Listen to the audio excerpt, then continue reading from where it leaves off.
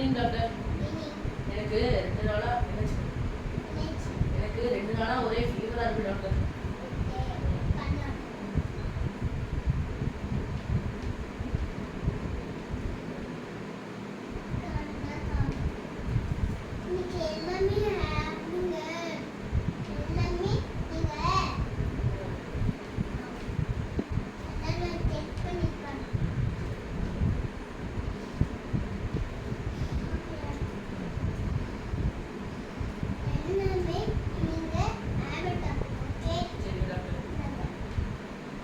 இது எப்படி டாக்டர்? சாப்பாட்டுக்கு அப்புறமா இல்ல சாப்பாட்டுக்கு முன்னாடியா?